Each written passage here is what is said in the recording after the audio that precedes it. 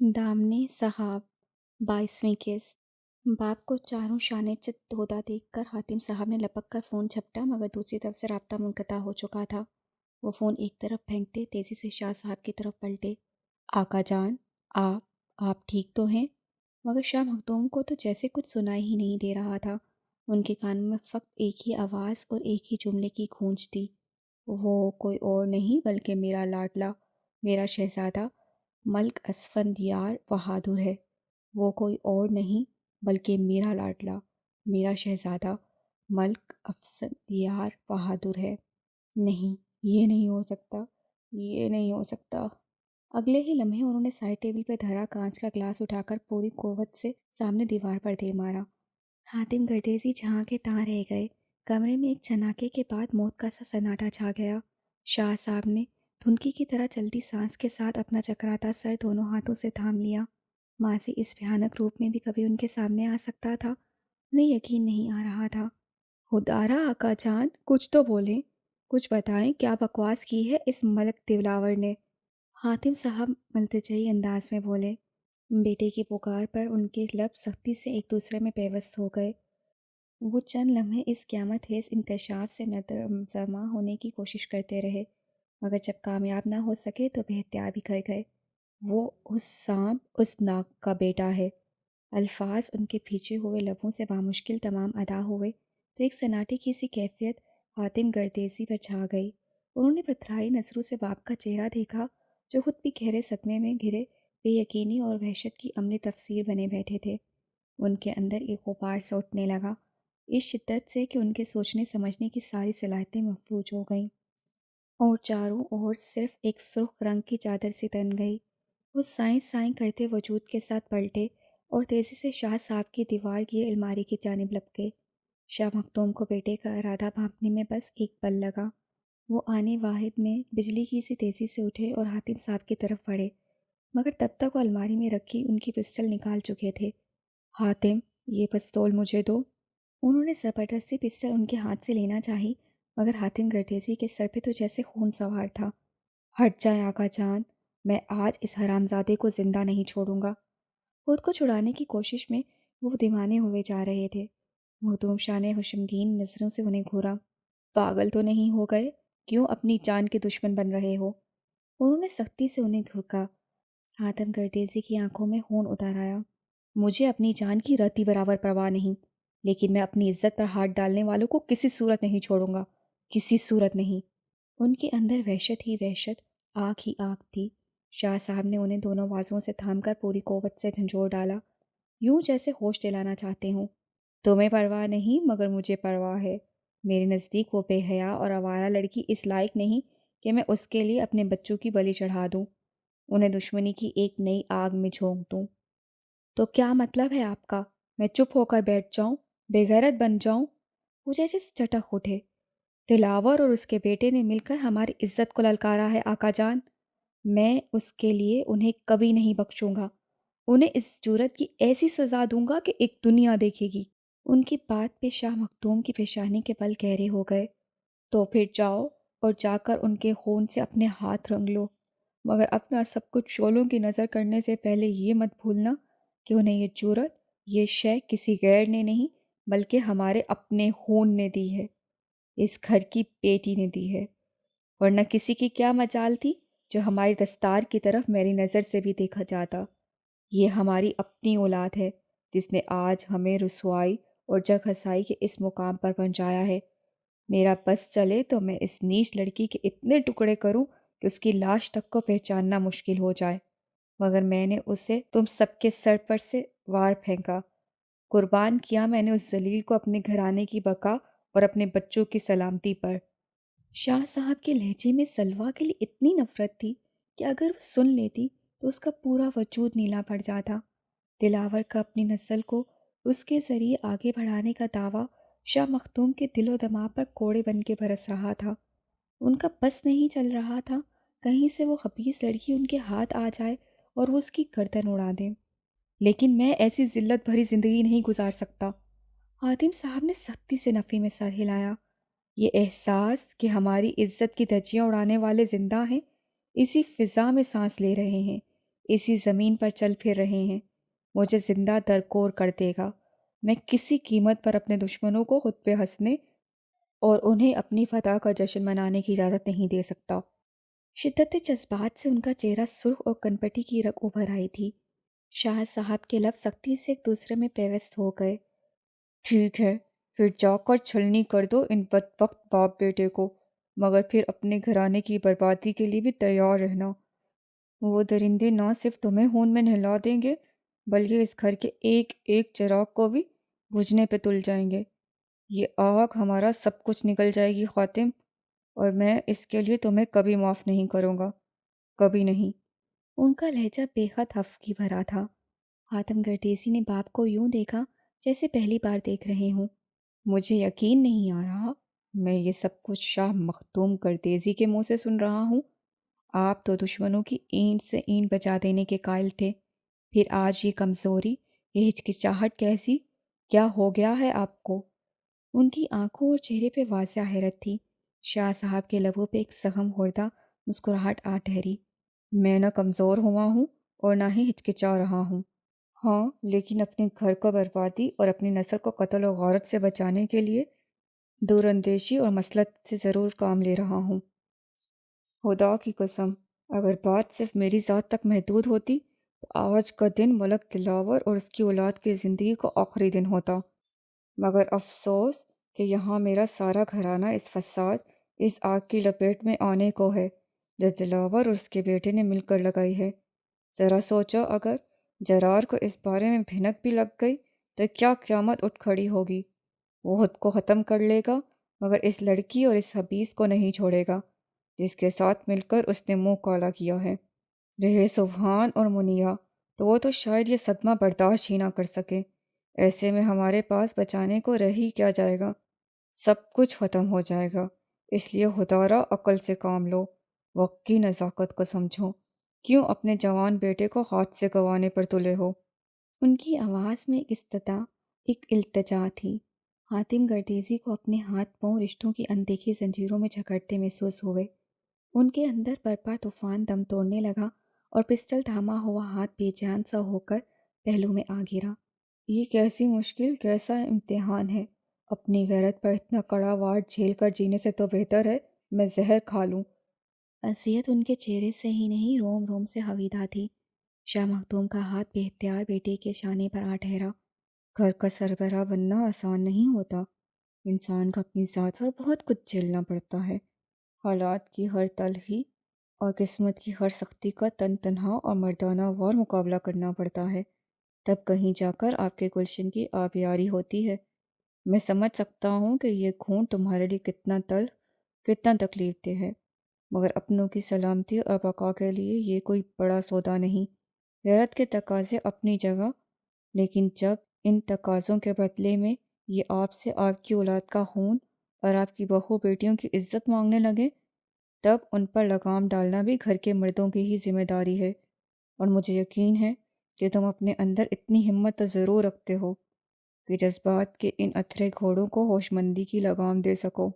ان کی آنکھوں میں دیکھتے وہ ٹھہرے ہوئے لہجے میں بولے تو زندگی میں پہلی بار حاتم گردیزی کو اپنے آقا جان کے الفاظ اپنے لیے مشعل راہ بنتے محسوس ہوئے۔ بے اختیار ایک گہری سانس ان کے لبوں سے ٹوٹ کر فضا میں بکھر گئی۔ اور اگر دلاور نے کبھی سبحان سے رابطہ کر لیا تو تب کی تب دیکھی جائے گی۔ فی الحال تم اس بات کو اس کمرے کی چار دیواری میں ہی ختم سمجھو۔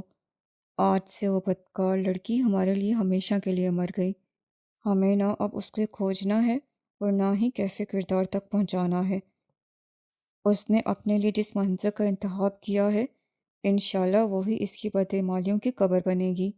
شاہ صاحب کے لہجے میں انتہا کی سرد مہری و بیگانگی تھی۔ وہ اپنے اندر ایسے ہی شدید مزاجی رکھتے تھے۔ نفرت اور محبت کی دو انتہاؤں کے درمیان ان کے لیے کبھی بھی کوئی تیسرا راستہ موجود نہ رہا تھا، جبکہ حاتم گردیزی کے لیے کسی کے بھی نام کے ورق کو اپنی زندگی سے پھاڑ کر الگ کر دینا نہ تو اتنا آسان تھا اور نہ ہی وہ خود پہ بے حسی طاری کرنے میں کمال رکھتے تھے۔ سو اس وقت بھی باپ کی بد دعا پہ ان کے دل میں ایک ٹیس سی اٹھی تھی۔ چاہے کچھ بھی ہو، سلویٰ ان کا خون تھی، ان کی اپنی بچی تھی۔ जो अनजाने में अंगारों को थाम बैठी थी। ऐसे में उसकी फिक्र, उसकी परेशानी एक फितरी सी बात थी। उसने जिन सुहाने सपनों की चाह में अपने बाप दादा की इज्जत को मिट्टी में मिलाया था, ना जाने उन सपनों की किस्मत में क्या लिखा था। लेकिन एक बात तय थी कि आज के बाद इस घर के दरवाजे उस पर कभी खुलने वाले ना थे। और इस बात का हातिम साहब को बेहद कल्प, बेहद मलाल था। फूलों से अटे और खुशबू से भरे बागों का एक ना खत्म होने वाला सिलसिला तहते निगाह फैला हुआ था, जिनके दरमियान वो सुनहरा लिबास से तन किए भागी चली जा रही थी। उसका रुख अपने महबूब की जानिब था, जो इनके वश में खड़ा था। गो के उसकी तरफ उसकी पुश्त थी, मगर फिर भी उसे पहचानने में उसे कोई दिक्कत नहीं हुई थी। तभी वो अचानक उसकी जानिब पलटा था और बड़े भरपूर अंदाज में मुस्कुराया था। वो सांस रोके अपनी जगह पर थम सी गई थी। ये जानलेवा मुस्कुराहट उसके लिए थी, उसे यकीन नहीं आ रहा था। उसने बेखुदी की इसी कैफियत में अपना हाथ उसकी तरफ बढ़ाया था। दोनों की उंगलियां मिस होने को थीं कि फिजा गोलियों की तड़तड़ाहट से गूंज उठी थी। जुमैर की आंख एक झटके से खुल गई। मारे खौफ के उसका पूरा जिस्म कांप रहा था। ये ये कैसी आवाज़ सी। सीने पे हाथ रखे उसने सहमी हुई नज़रों से अपने इतराफ में देखा था। बाग बागीचे, फूल, खुशबू और बहादुर, सब कुछ आन की आन में गायब हो गया था। तो क्या वो कोई ख्वाब देख रही थी? उलझ कर सोचती वो परेशान सी उठ बैठी थी। तभी उसकी नज़र दरवाजे की वसत में खड़ी अपनी फूफी से टकराई थी, जो आंखों में आंसू लिए उससे तक ही रही थी। उनका चेहरा फिक्र और गम की तस्वीर बना बेहद सर्द हो रहा था। उनके लब सख्ती से एक दूसरे में पेवस्त थे। सुमट के हिचकोले खाते दिल ने एक होदा खाया। कुछ तो हुआ था जिसका उसे इल्म ना था। क्या हुआ? किसी अनहोनी के एहसास से उसकी आवाज़ बेख्तियार लर्ज गई थी। जवाबन उसकी पुप्पी के आंसू में शिद्दत आई थी। वो आंखों पे दुपट्टा रखे फपक के रो पड़ी, तो सुमोट को अपने हाथों पैरों में से जान निकलती हुई महसूस हुई। वो घबरा के उठी और उनके मुकाबिल आ खड़ी हुई। बोले ना पोपो, क्या हुआ है? उसकी पुकार में एक वहशत, एक तड़प थी। बीबी नरगिस का दिल जैसे किसी ने मुट्ठी में लेकर मसल डाला। उन्होंने आंसू साफ करते हुए अपने सामने खड़ी इस हरमा नसीब को देखा, जिसे इतना भी मालूम ना था कि वो बेखबरी में कितनी बड़ी मात खा बैठी थी। जुमर्द पुत्र, कुछ कहने की कोशिश में उनकी जुबान एक बार फिर लड़खड़ा गई, तो वो बेख्तियार लब दबा गई। तभी खामोश फिजा में अचानक ढोल की थाप बुलंद हुई। जुमर्द बुरी तरह चौंकी, यूं जैसे अपने कानों पे यकीन ना आ रहा हो। उसे तो लगा था कि खुदा ना खास्ता कोई मर गया है, मगर ये तो। अगले ही लम्हे वो पलटी और तीर की सी तेजी से अपने कमरे की खिड़की के सामने जा खड़ी हुई। बीबी नरगिस तड़प कर उसके पीछे बढ़ी, लेकिन फिर शिकस्ता सी अपनी ही जगह पर रुक गई। सुमर्द ने एक झटके से पर्दे हटाए और खिड़की खोल दी। बाहर मचा धूम धड़क्का पूरे जोरों शोर से अंदर आने लगा। उसने हैरत से नीचे झांका, जहाँ वसी जनान खाने की दीवार के उस पार हवेली के दखली सहन में एक जश्न का सा समा था। वो ताज्जुब से इस मंजर को देखने और समझने की कोशिश करने लगी। नौकरों और मुलाजमाओं की एक फौज थी, जिसके दरमियान उसे अपने खानदान की कई मर्दों की सूरतें भी नजर आ रही थीं, जिनमें उसके दोनों जेठ, शामिर, सलार और असद भी शामिल थे। वो सब इस वक्त ढोल की थाप पर मिलकर भंगड़ा डालते हुए हासे पुरजोश नजर आ रहे थे। मगर सबसे बढ़कर हैरत की बात जो थी, वो इन सब के झुरमट में मौजूद उसके शौहर का चेहरा था, जो आज कितने महीनों बाद उसे दिखाई दिया था। और उससे भी ज़्यादा हैरान कुन बात वो भरपूर मुस्कुराहट थी, जो इस वजीहा चेहरे पर चमक रही थी। सुमर्द को लगा जैसे वो एक बार फिर उसी ख्वाब का हिस्सा बन गई हो, जहाँ कुछ देर पहले बहादुर ऐसी ही दिलफरेब मुस्कुराहट लबों पे सजाए उसे अपनी साहिर आंखों से तक रहा था। वो बेखुद सी उसे देखे चली गई। तभी शामिर ने अचानक आगे बढ़कर बहादुर का हाथ थामते हुए उसे सबके दरमियान खींच लिया। सीटियों और नारों के शोर में वो हंसता हुआ उनके साथ शामिल हो गया। उसके सामने से हटते ही एक और वजूद मंजर पर वासिया हुआ, जो अब तक शायद बहादुर के लंबे चौड़े वजूद की ओट में था, या फिर जमूर थी। कुछ इस तरह से इर्द गिर्द से गाफिल हुई थी कि सारे माहौल को ठीक से जज्ब भी ना कर पाई थी।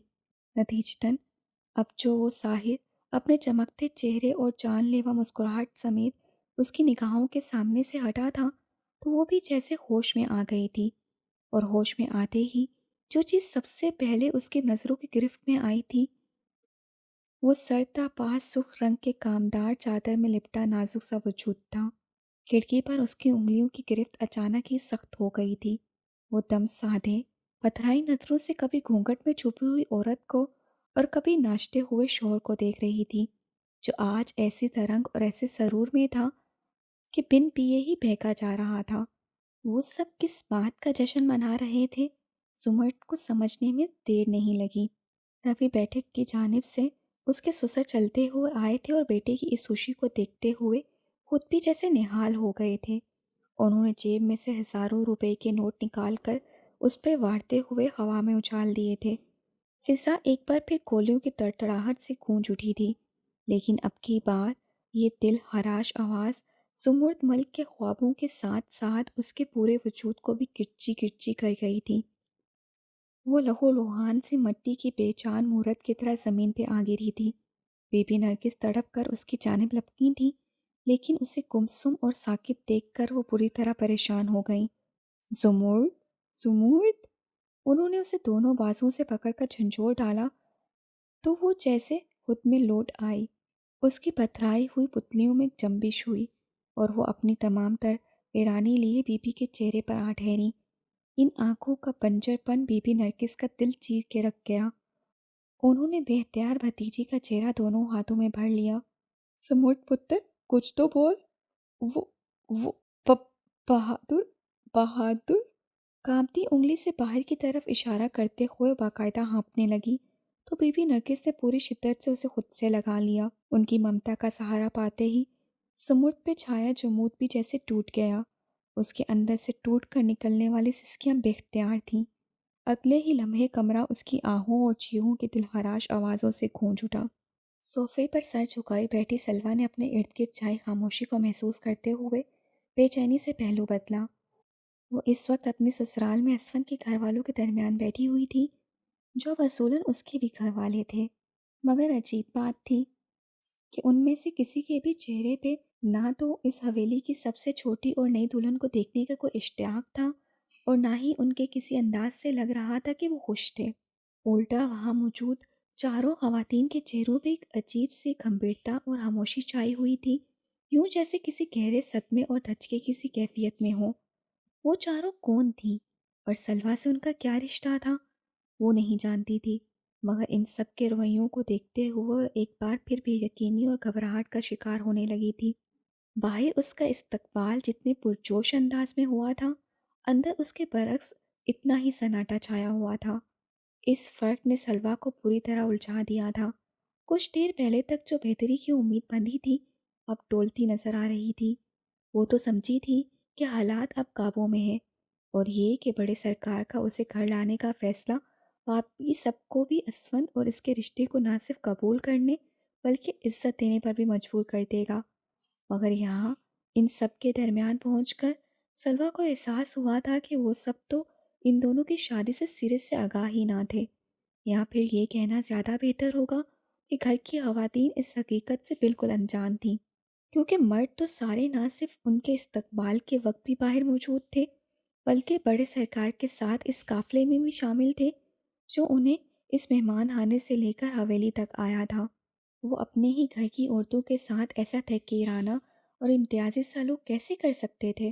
سلوا حیران تھی، بلکہ ان سب سے زیادہ اسے اپنے پہلو میں ٹانگ پر ٹانگ جمائے بیٹھے اسفند پر حیرت ہو رہی تھی، جو بظاہر تو ایک پڑھا لکھا اور باشعور انسان تھا، مگر اپنے گھر کی خواتین کے معاملے میں اس کی سوچ بھی ایک روایتی جاگیردار کی سی نکلی تھی۔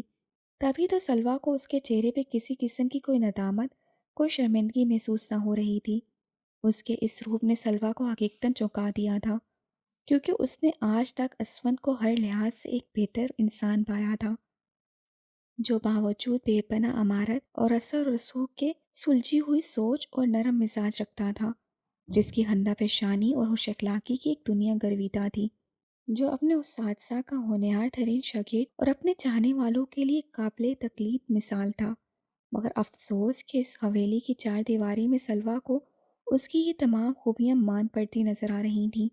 یہاں اپنے خاندان کے باقی مردوں کے درمیان اسے ایک روایتی جاگیردار کے روپ میں آنے میں زیادہ دیر نہیں لگی تھی، اور اس چیز سے سلویٰ کو خاصا مایوس کیا تھا۔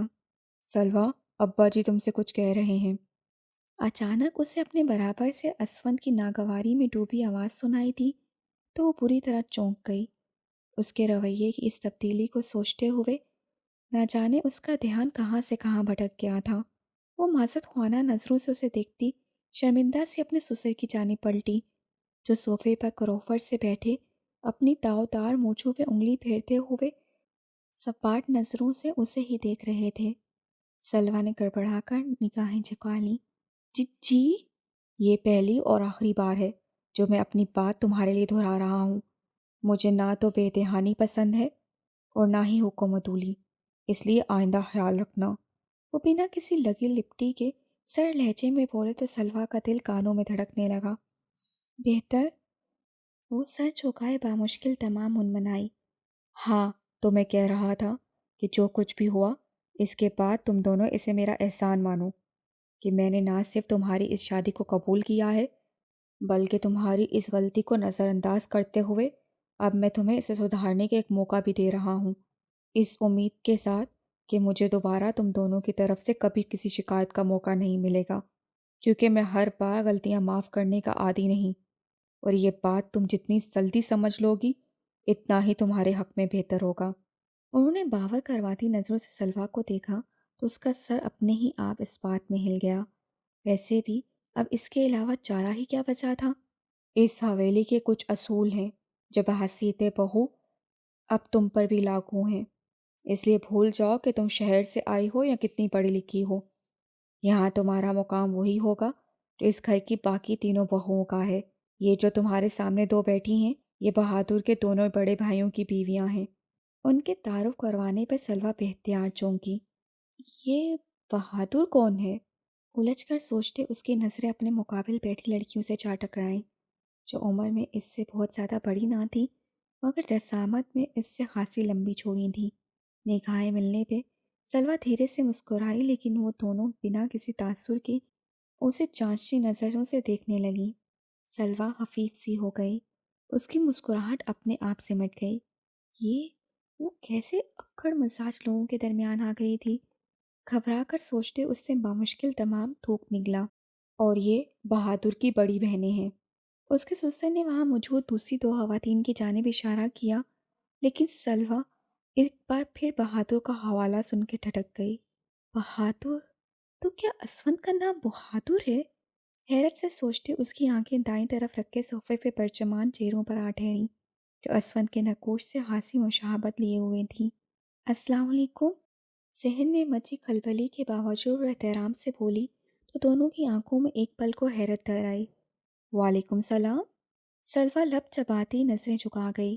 اسے اب اس ملازمہ کی بات سمجھ آ رہی تھی جو اسے مہمان خانے میں ملی تھی۔ اسفند کو یہاں سب بہادر کے نام سے جانتے اور پکارتے تھے، جو کہ اتنی بڑی بات نہیں تھی۔ بہت سے لوگوں کو ان کے گھروں میں دوسرے ناموں سے بھی پکارا جاتا ہے، مگر یہ چیز سلویٰ کے علم میں کیوں نہ تھی؟ اسے اس بات پہ الجھن محسوس ہو رہی تھی۔ ان دونوں نے تو پہروں ایک دوسرے سے ڈھیروں باتیں کی تھیں۔ وہ سلویٰ کی چھوٹی بات سے بھی آگاہی رکھتا تھا، پھر اس نے یہ بظاہر عام سی لیکن در حقیقت ایک بنیادی بات کیوں اس سے شیئر نہ کی تھی؟ خفی سے سوچتے ہوئے اس کے دل نے شکوہ کیا۔ تبھی اس ہال نما کمرے کا دروازہ ایک جھٹکے سے کھلا۔ سلویٰ کا دھیان اسفند کی اس حرکت سے ہٹ کر سامنے کی جانب مرکوز ہوا، جہاں اس کی ہم عمر ایک بے حد خوبصورت لڑکی حال سے بے حال کھڑی تھی۔ شدت کریا سے اس کی آنکھیں اور چہرہ دونوں سرخ ہو رہے تھے۔ اس کی ادکھلی ریشمی زلفیں الجھ کر اس کے شانوں پہ بکھری پڑی تھیں، جبکہ اس کا دوپٹہ پیروں سے ہوتا زمین پر جھول رہا تھا۔ اس کے پیچھے تیز قدموں سے ایک ادھیڑ عمر خاتون بھی داخل ہوئی تھیں۔ انہیں وہاں پا کر کمرے کی اس تناؤ بھری خاموشی پہ موت کا سا سناٹا چھا گیا۔ ہر کوئی دم سادے ساکت نظروں سے آنے والی کو ہی دیکھے جا رہا تھا، جبکہ اس کی شعلے برساتی نظریں مسلسل سلویٰ پہ جمی تھیں۔ وہ مٹھیاں بھینچے اسے یوں دیکھ رہی تھی جیسے وہ اس کی سب سے بڑی دشمن ہو۔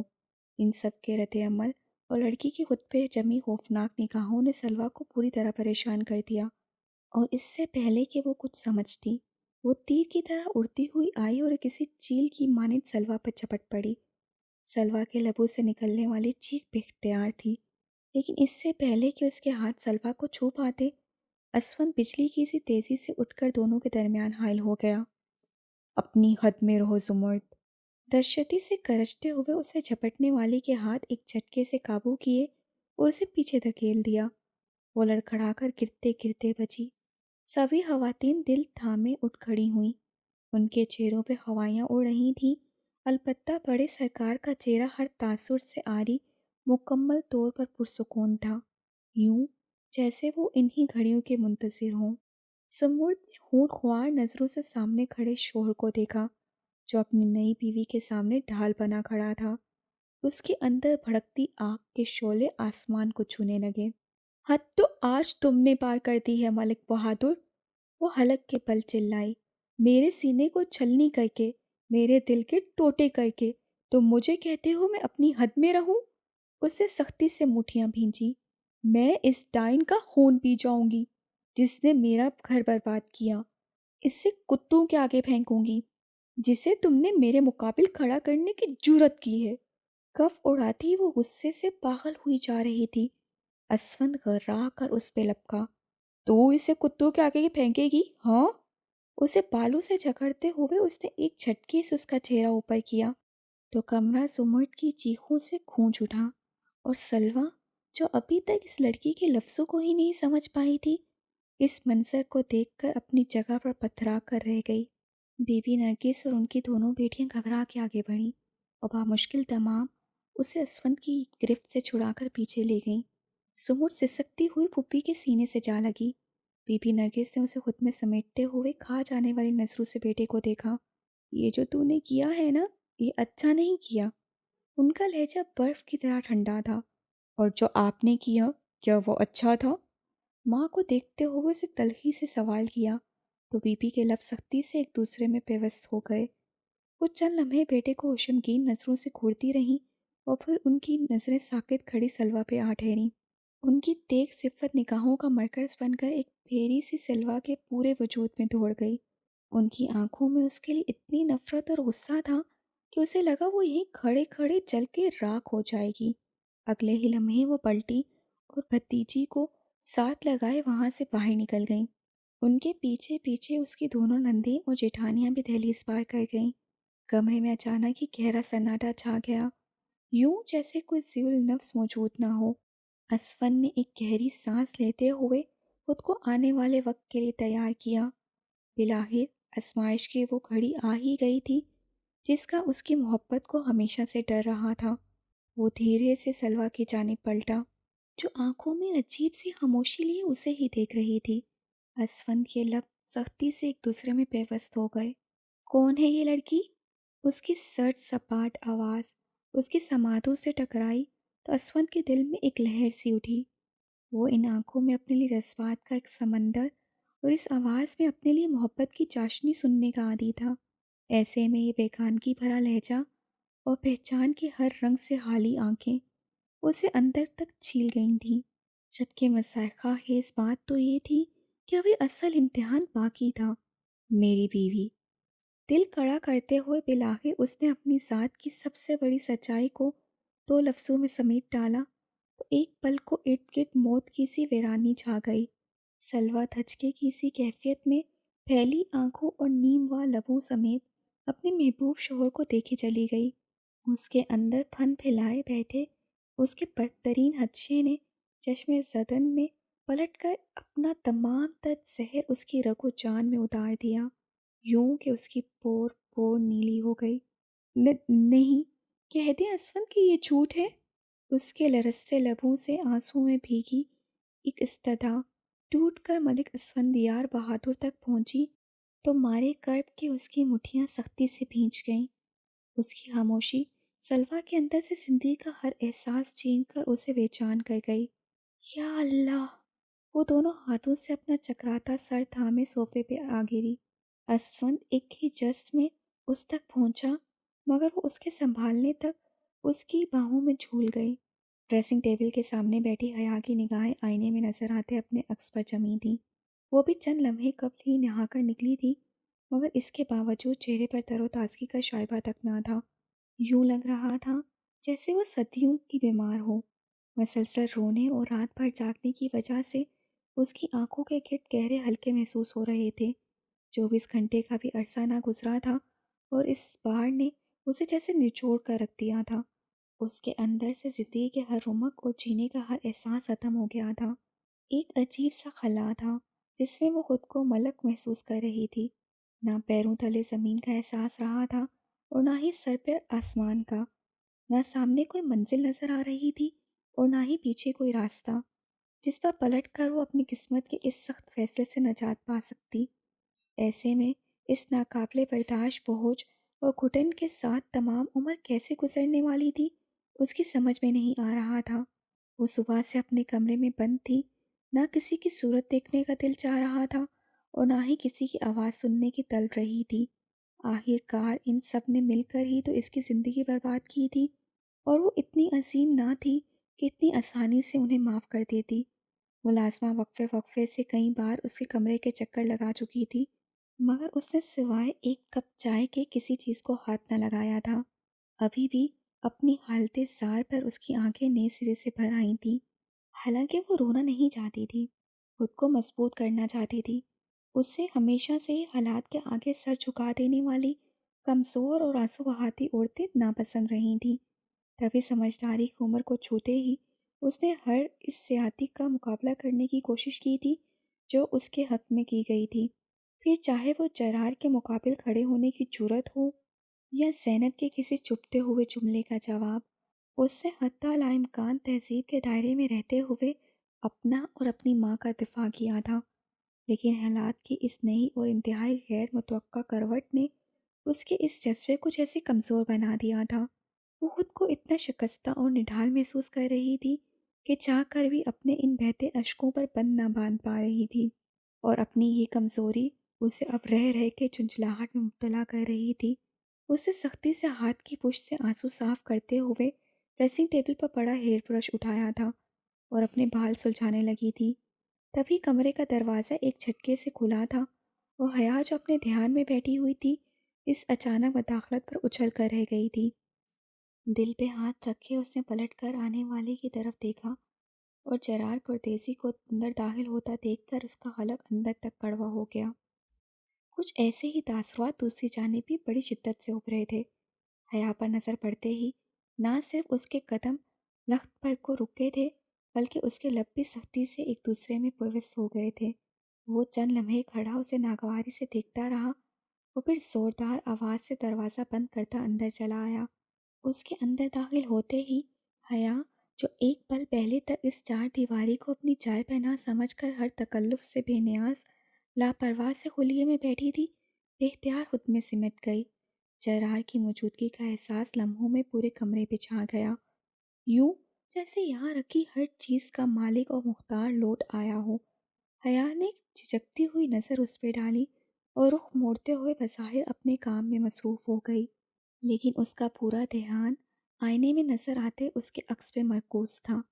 जरार एक शाने बेनियाजी से चलता हुआ बेड साइड टेबल के पास आ खड़ा हुआ।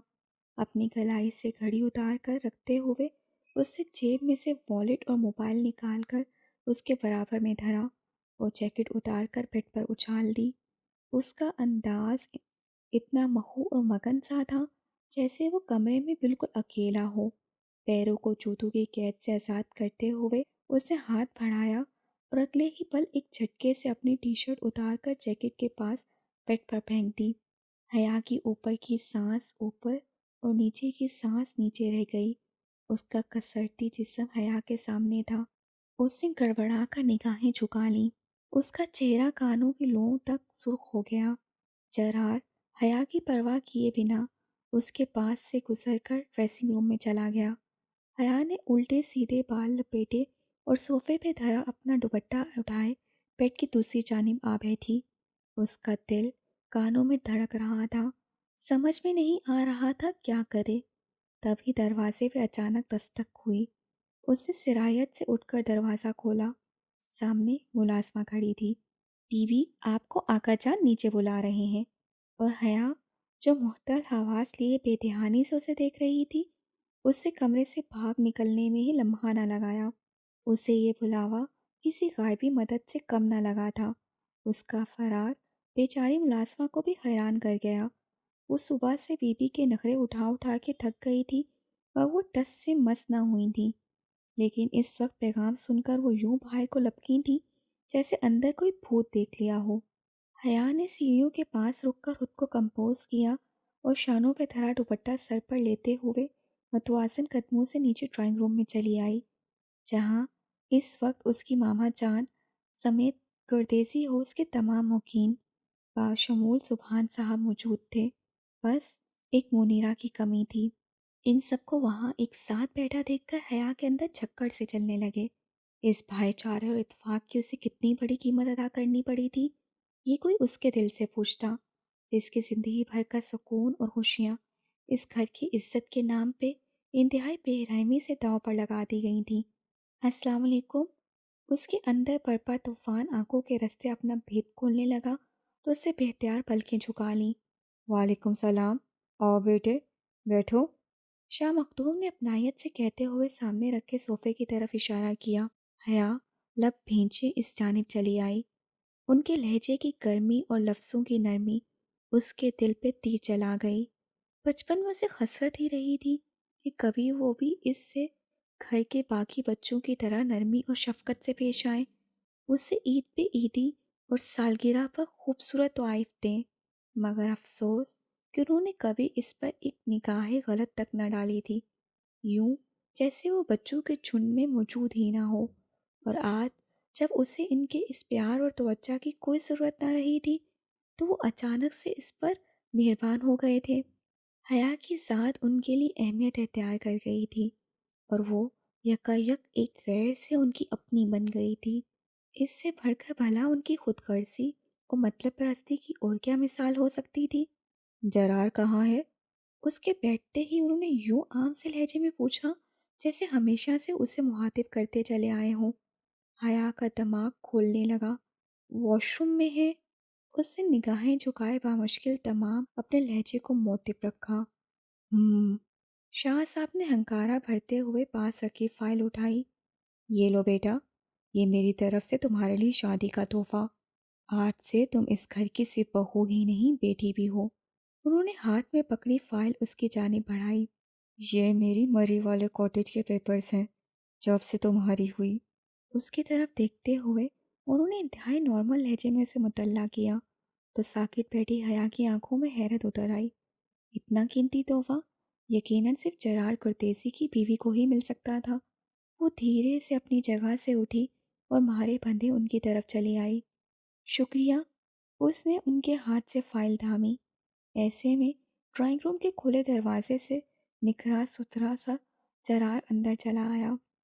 حیا کو دادا کے پاس کھڑا دیکھ کر اس کی نظریں اس کی ہاتھ میں تھمی فائل پہ آ ٹھہری۔ وہ بے اختیار ٹھٹک کے اپنی جگہ پر رک گیا۔ جیتی رہو، سدا سہاگن رہو۔ شاہ مخدوم نے اس کے سر پہ ہاتھ رکھتے ہوئے دعا دی۔ جرار کی آنکھوں میں سرد مہری اتر آئی۔ شاہ صاحب پوتے کی جانب پلٹے۔ وہاں کھڑے کیا کر رہے ہو؟ یہاں آؤ۔ ان کے ٹوکنے پہ وہ لب بھینچے آگے بڑھایا۔ السلام علیکم۔ وعلیکم السلام۔ انہوں نے جانچتی نظروں سے اس کا تنا ہوا چہرہ دیکھا۔ اس کی رات والی حرکت پہ انہیں خاصا غصہ تھا، مگر چونکہ وہ فی الوقت اسے ضرورت سے زیادہ دباؤ کا شکار نہیں کرنا چاہتے تھے، اسی لیے انہوں نے اس کی بات کو نظر انداز کرنے کا فیصلہ کیا۔ کچھ یہی سوچ حاتم صاحب کی بھی تھی، جس کی وجہ سے وہ اب تک خاموش تھے، وگرنہ جس وقت وہ گھر لوٹا تھا ان کا بس نہیں چل رہا تھا کہ اس کا دماغ درست کر کے رکھتے تھے۔ برخودار، یہ ڈبہ اٹھاؤ اور اپنی دلہن کو اس کی منہ دکھائی کا تحفہ دو۔ انہوں نے درمیانی میز پہ دھرے ویلوٹ کے ڈبے کی طرف اشارہ کیا۔ جرار کے چہرے پہ چھائے ناگواری میں اضافہ ہو گیا۔ وہ چند لمحے انہیں خفگی سے دیکھتا رہا، لیکن اس سے پہلے کہ وہ ان کے حکم پر عمل پیرا ہوتا، زینب کا زبر جواب دے گیا۔ بس بہت ہوا۔ آخر آپ یہ سب کر کے کیا ثابت کرنا چاہتے ہیں؟ یہ لڑکی نہ میری بہو ہے اور نہ ہی میرے بیٹے کی بیوی۔ انہوں نے حیا کی طرف اشارہ کیا۔ یہ صرف ایک گلے پڑا ڈھول ہے جس سے میں ہر حال میں اپنے بیٹے کو نجات دلوا کر دم لوں گی۔ ان کے لہجے سے شعلے اور آنکھوں سے آگ کی سی لپٹیں نکل رہی تھیں۔ شاہ صاحب کی رنگت آنے وقت میں سرخ پڑ گئی۔ یہ تم کس انداز میں بات کر رہی ہو؟ اسی انداز میں جس میں آپ نے مجھے بات کرنے پر مجبور کر دیا ہے، وہ بھڑک کر بولی۔ آخر کیا سوچ کر آپ نے اس عورت کی بیٹی کو میرے بیٹے پر مسلط کیا ہے؟ کیا یہ ڈائن میرا شوہر، میری خوشیاں، میرے گھر گھرستی نکلنے کے لیے کافی نہ تھی، جو آپ نے میرا بچہ بھی اٹھا کر ان ماں بیٹی کے حوالے کر دیا؟ مارے غصب کے ان کی گردن کی رگیں پھول رہی تھیں۔ شاہ صاحب نے ایک تیز نظر ان پر ڈالی۔ جرار صرف تمہارا بیٹا ہی نہیں، میرا پوتا بھی ہے، اس گھر کا وارث اور اس خاندان کی عزت کا امین بھی ہے۔ میں نے اس کی اور اپنے گھرانے کی عزت بچانے کے لیے جو مناسب سمجھا وہ کیا۔ تمہیں اگر یہ فیصلہ قبول نہیں تو نہ صحیح، لیکن حیا اب اس گھر کی بہو اور جرار کی بیوی بن چکی ہے، اور اسے اب اس منصب سے کوئی نہیں ہٹا سکتا۔ ان کا لہجہ بے حد واضح اور ٹوک تھا۔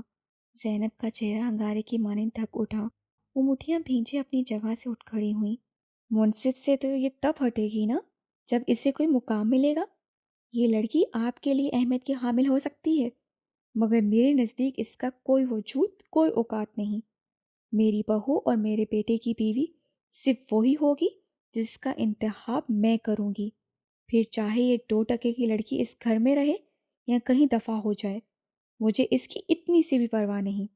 حیا کی ذات کو اپنے قدموں تلے رونتے ہوئے وہ اپنا فیصلہ سنا کر باہر نکل گئیں تو پیچھے گہرا سناٹا چھا گیا۔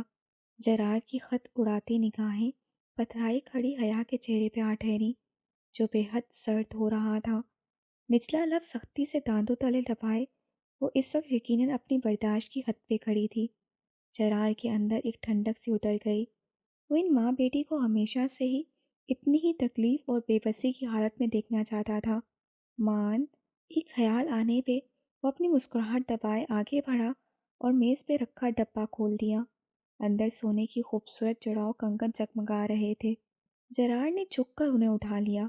آغا جان سمیت وہاں موجود ہر چہرے پہ اطمینان اور خوشی کی لہر دوڑ گئی۔ وہ دھیرے دھیرے چلتا حیا کے مقابل آ کھڑا ہوا۔ ہاتھ دو۔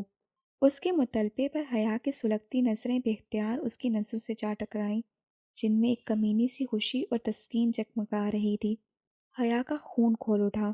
وہ گھٹیا انسان نہ صرف اس کی تکلیف اور اس کی ذلت سے مزہ اٹھا رہا تھا، بلکہ انہیں بڑھانے کو یہ منحوس کنگن اٹھائے اس کے سامنے بھی آ کھڑا ہوا تھا۔ اس کی سنہری آنکھوں سے نفرت کے شعلے نکلنے لگے، جنہیں دیکھ کر جرار کی آنکھوں کی چمک بڑھ گئی۔ وہ آگے بڑھا اور استحقاق سے حیا کا پہلو میں لٹکا ہاتھ تھام لیا۔ حیا کے پورے وجود کو ایک جھٹکا سا لگا تھا۔ اس سے بے اختیار اپنا ہاتھ کھینچنا چاہا، لیکن جرار کی مضبوط گرفت نے اسے ایسا کرنے سے روک دیا۔ اس نے ایک ایک کر کے دونوں کنگن حیا کی کلائی کی زینت بنا دیے۔ آقا جان بے اختیار اپنی جگہ سے اٹھ کھڑے ہوئے۔ جیتے رہو میری جان، تم نے آج ایک بار پھر میرا مان بڑھا کر میرا سر فخر سے بلند کر دیا۔ خدا تم دونوں کو شاد و آباد رکھے۔ وہ فرد مسرت سے اپنے لاڈلے کی جانب بڑھے تو حیا نے لب بھینچے اپنا ہاتھ چھڑانا چاہا، جو تاحال اس کمینے کی گرفت میں تھا۔ اس کی کوشش پہ جرار نے اپنے ہاتھ میں دبا اس کا ہاتھ اس طاقت سے دبایا گویا اس کی ہڈیاں چٹکا دینا چاہتا ہو۔ حیا کے لبوں سے بے اختیار ایک سسکی سی نکلی۔ اسے تڑپ کر اس شکی القلب کی جانب دیکھا جو اسے اذیت پہنچا کر بڑی بےرحمی سے مسکراتا ہوا اپنے دادا کے سینے سے جا لگا تھا۔ اس کی آنکھوں میں آنسو اتر آئے۔ اس کی نگاہیں جرار کر تیزی کی پشت سے جا ٹکرائیں، جس سے اپنے عمل سے یہ واضح کر دیا تھا کہ اس سفر میں ساری تکلیف اور ساری ذلت اسی کا مقدر بننے والی تھی، اور وہ اس کے درد، اس کے آنسوؤں کے ایک ایک قطرے سے اپنے لیے تقسیم اور خوشی سمیٹنے والا تھا۔ سلمیٰ کی آنکھ کھلی تو خود کو ایک انجان کمرے میں بیڈ پر لیٹا پا کر وہ ایک پل کو الٹ سی گئی۔ یہ وہ کس جگہ پر تھی؟ بے چین نظروں سے ارد گرد دیکھتے ہوئے اس نے اٹھنے کی کوشش کی۔ سر میں ایک ٹیس سی اٹھی۔ وہ بے اختیار اپنا سر تھام گئی۔ تبھی کسی نے اسے شانوں سے تھام لیا۔ لیٹی رہو۔ بھاری لہجہ اس کی سماعتوں سے ٹکرایا تو وہ اپنی جگہ پر ساکت ہو گئی۔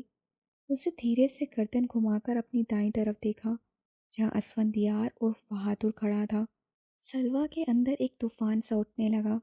खुद पे गुजर जाने वाली कयामत का एहसास अपनी तमाम तर वहशत और अजियत समेत उसकी रगो जान पे ताज़ा होने लगा, तो वो हिंजानी अंदाज में चिल्ला उठी, खबरदार, खबरदार जो मुझे हाथ लगाया तो।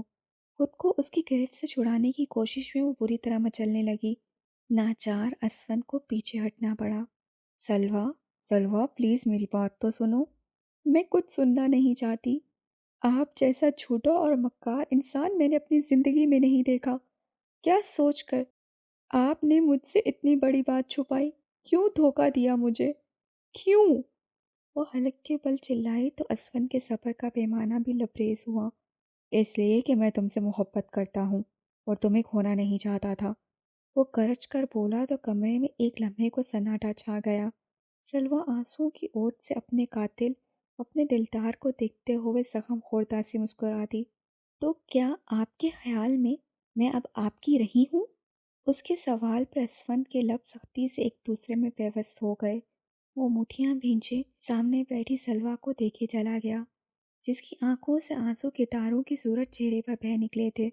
नहीं असफंद, अब तो शायद आपने मुझे हमेशा के लिए खो दिया है।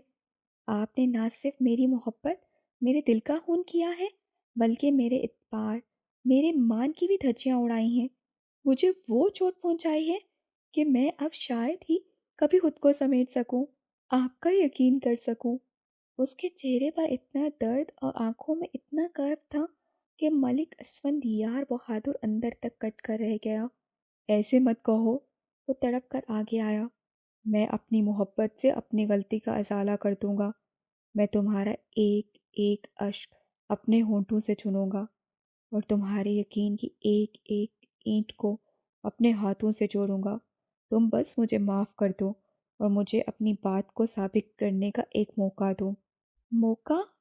सलवा ने दुख से उसे देखा। किसे दूं ये मौका? इस असफंद को जो मेरा असफी था, या फिर उस बहादुर को जो जुमर्द का शौहर है? सलवा प्लीज। असफंद ने थक कर धाई दी। नहीं, मुझे बताए ना, आखिर मैं किसको ये मौका दूं? क्योंकि मैंने जिस असफंदियार की मोहब्बत में अपना हर रिश्ता कुर्बान किया था, अपनी इज्जत को दांव पे लगाया था, उसकी जिंदगी में सवाए मेरे कोई औरत ना थी।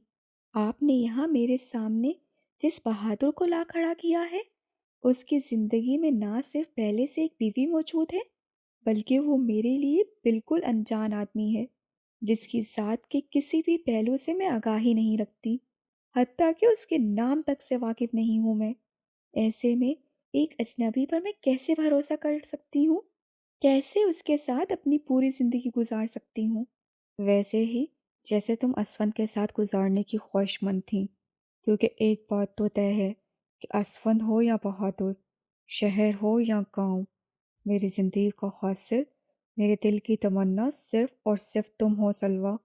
उससे करीब बैठते हुए उससे बेख्तियार उसका हाथ थाम लिया और सलवा के लबों पे एक अफसरदा सी मुस्कुराहट आ ठहरी। और जुमर्द, उसका क्या होगा? जुमर्द और मेरा कोई रिश्ता नहीं। हमारे दरमियान ना कभी दिल का ताल्लुक बन पाया और ना कभी जहन का। वो मेरी माँ का इंतखाब थी, जो अव्वल रोज़ से गलत साबित हुआ। तुम मुझे मिलती या ना मिलती, लेकिन जुमर्द और मेरा कोई मुस्तकबिल नहीं था, और ये बात सब जानते हैं। जब आपका और उसका कोई मुस्तकबिल नहीं, तो क्यों उसे अपने नाम से बांध रखा है? क्यों उसे आज़ाद नहीं कर देते? उसकी बात पर असफन के चेहरे पे छाई नरमी में नागवारी शामिल हो गई। इसलिए कि हम में बीवियां छोड़ने का रवाज नहीं। क्या? मगर ये तो जुल्म है। सलवा ने हैरत से उसे देखा। आप किसी औरत को उसके जायज़ और शरई हक से महरूम रखकर कैसे अपने साथ घसीट सकते हैं? उसकी आवाज़ में सदमा था, यूं जैसे असफन से ऐसी बात की उम्मीद ना हो। उससे बेख्तियार एक गहरी सांस ली। जुल्म है या जबर, मगर यहाँ ऐसे ही होता है। तुम्हारे लिए यही बेहतर होगा कि तुम इन मामलात में मत पड़ो। उसके लहजे में हल्की सी रखाई उतर आई थी। सलवा लब भींचे उसे देखी चली गई। ये इस शख्स की ज़ात का कौन सा पहलू था, कौन सा रूप था, उसकी समझ नहीं आ रहा था। उसने आहिस्तगी से अपना हाथ उसके हाथ से खींच लिया। असफन ने चौंक कर अपने हाली हाथ को देखा। बेफिक्र रहें, मैं यहाँ के किसी भी मामले में नहीं पड़ना चाहती। मैंने अपने लिए एक बटे हुए और रवायात की जंजीर में जकड़े हुए इंसान का इंतखाब नहीं किया था। इसलिए बेहतर होगा कि आप। वो एक पल को अटकी तो असफन की पेशानी पे नुमादार होने वाले पल गहरे हो गए। आप मुझे तलाक दे दें। क्या? क्या कहा? उसने आबरू उचकाए। आप मुझे तला इससे पहले कोई तलाक का लफ्ज़ मुकम्मल कर पाती, उसका चेहरा असफंदियार की एहनी गिरफ्त में आ गया। उसने इस सख्ती से सलवा के गाल दबाए कि उसकी उंगलियां उसके जबड़े की हड्डी में बेवस्त हो गईं। सलवा के लबों से गोटी गोटी सी चीख निकल गई। दोबारा कभी तलाक का नाम तुम्हारी जुबान पे आया ना, तो मैं भूल जाऊंगा कि मैं तुमसे कितनी मोहब्बत करता हूँ। उसकी जानिब झुकता वो दबे दबे से लहजे में गुर्राया। सलवा की दर्द में डूबी बेयकीन आंखों से मोटे मोटे आंसू बह निकले। असफंद उसका चेहरा झटकते हुए अपनी जगह से उठ खड़ा हुआ। सलवा ने गहरे गहरे सांस लेते हुए शोले बरसाती नजरों से उसे घूरा। मैं लानत भेजती हूँ तुम जैसे जानवर की मोहब्बत पे। शौक से असफंद संगदिली से मुस्कुराया। मगर एक बात याद रखना, तुम चाहे जियो या मरो, अब ये जानवर ही तुम्हारा मुकद्दर है। उसकी बात पे सलवा सर तक बात चटक उठी। मुझे तुमसे नफरत है, शदीद नफरत। कोई बात नहीं, मुझे इस नफरत को मोहब्बत में बदलना आता है, वो दूबदू बोला। सलवा ने झुंझला कर पास पड़ा तकिया उसे खींच मारा, जिसे असवन ने बआसानी कैच कर लिया। मुझे अपने रास्ते से हटाने के लिए तुम्हें इससे ज़्यादा मजबूत चीज़ का इंतखाब करना होगा, वो हंसते हुए बोला। सलवा की आंखें मारे बेबसी के पानी से भर आईं। अगले ही लम्हे वो दोनों हाथों में चेहरा छुपाए फूट फूट कर रो पड़ी तो असफन की सारी शोखी अफसरदगी में ढल गई। उसका दिल किया कि वो आगे बढ़कर उसे खुद में समेट ले, अपनी हर गलती और उसके हर दुख का मदावा कर दे। मगर वो चंद लम्हे खड़ा उसे अजियत भरी नजरों से देखता रहा और फिर हाथ में पकड़ा तकिया एक तरफ फेंकते हुए कमरे से बाहर निकल गया। इसमें कोई शक ना था कि सलवा को खुद को संभालने के लिए तन्हाई और थोड़े वक्त की ज़रूरत थी, और असफन ने उसे ये दोनों चीज़ें देने का फैसला किया था। फिर चाहे उसे अपने दिल पे कितना जबर क्यों ना करना पड़ जाता, वो सलवा गर्देजी की मोहब्बत में हर इम्तिहान से गुजरने के लिए तैयार था। बाकी आइंदा माह इंशाल्लाह।